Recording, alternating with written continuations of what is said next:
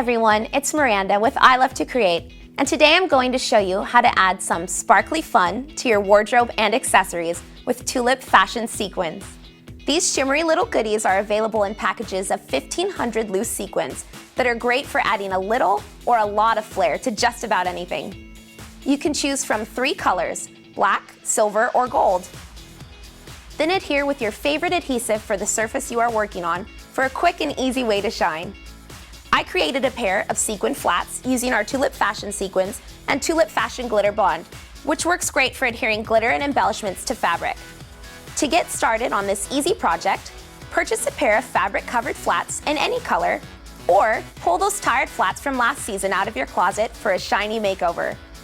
You'll want to work in sections for this project, so begin by applying a thick layer of tulip fashion glitter bond to a small area, starting at the toe. One quick tip is to use tweezers when applying the sequins in order to get greater precision with your placement. You'll notice that the sequins are convex on one side. This is the side that you'll want pointing upwards.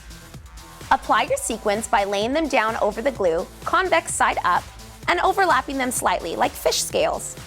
Once you've completed a few lines of sequins, apply more glue and continue working in small sections until you've worked your way around the shoe.